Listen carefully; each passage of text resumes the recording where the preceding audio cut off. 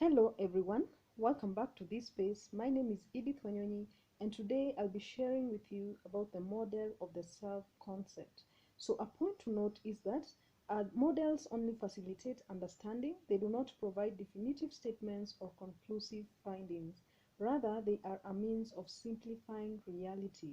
So the self concept is the way in which an individual perceives himself or herself. The model I'm going to present to you takes four core elements of the self-concept and illustrates how they are both independent and interrelated. The four core elements are the self-image, self-esteem, ideal self, and body image. The self-image comprises of a set of statements that represents the individual. As children develop and mature into adults, they construct those statements. The statements have a firm base in the public domain, but they are never entirely static or concrete. As the individual moves closer to the center of the self-concept, the statements become rather fluid and transitionary and change with circumstances, and the statements in the center remain hidden. People tend to test and reevaluate the set of statements that comprise the self-image. The public statements are quite firm and consist of gender, age, and family background. But in the private area, the statements are not so definite and can change depending upon whether the individual decides he or she is clever or stupid, ugly or beautiful, confident or shy, introverted or extroverted, honest or dishonest. Thus, the individual continually reassesses himself or herself. The statements in the hidden domain are by definition not readily available in the consciousness. Parts of the self-image contain public information like name, physical characteristics, and occupation. Some of these public statements include social knowledge, which is culturally defined. Other parts of the self-image are private, like temperament, beliefs, and ambitions. The parts are kept private are often personal traits like intolerance, bitterness, anger, or jealousy. The second element is the ideal self. Often, an individual is only happy with parts of his or her self-image.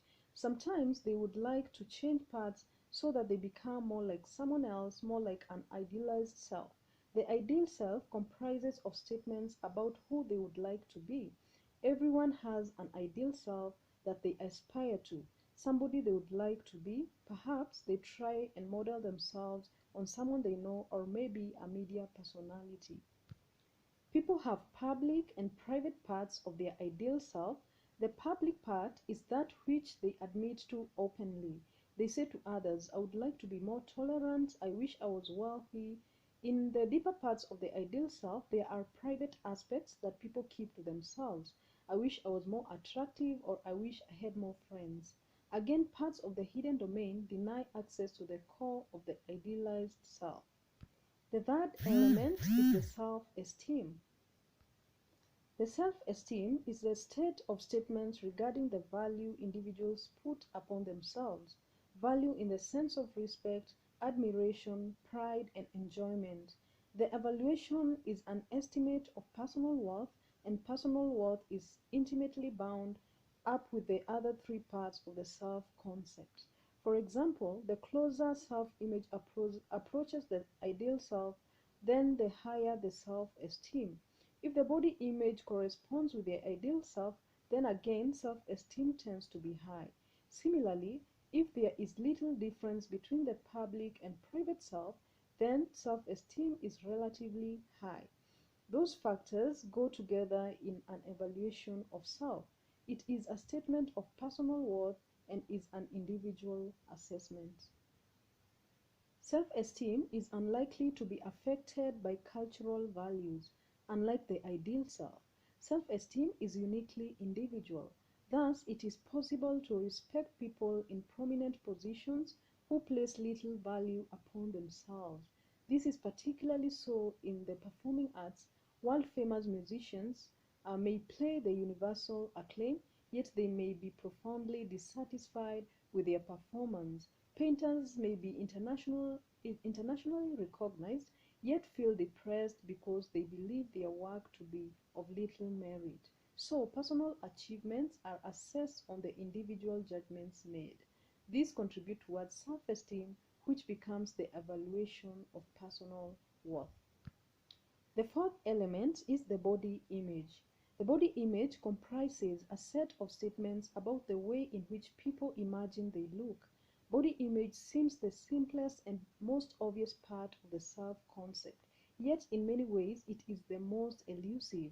Sometimes the set of statements say little about the way in which people actually look. Body image is not a concrete and definite thing, but it is conjured out from self-image. In fact, it is restricted and incomplete. A person's body image can be very limited. What they see gives a somewhat distorted picture. People need the aid of a mirror to see their face, their front, and the part of their sides.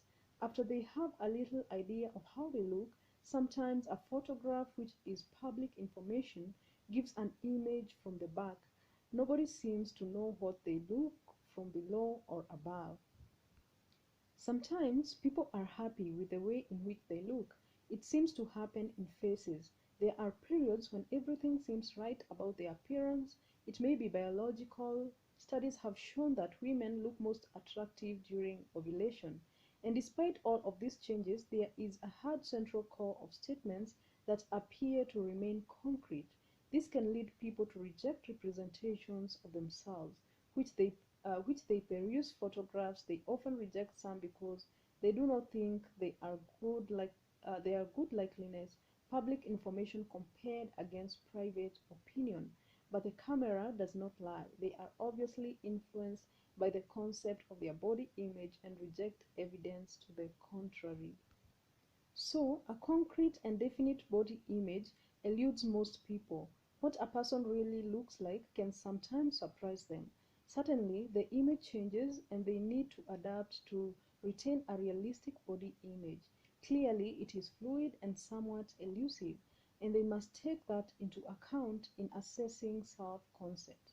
And the model must be flexible to respond to the pressures and strains that it is subjected to.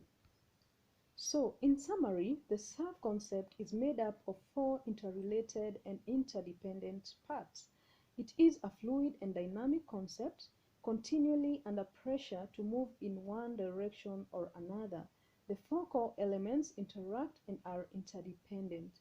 Clearly, to what extent they are in harmony determines the overall sense of well-being. The core elements must be mutually supportive. Otherwise, the self-concept becomes dysfunctional. Thank you very much.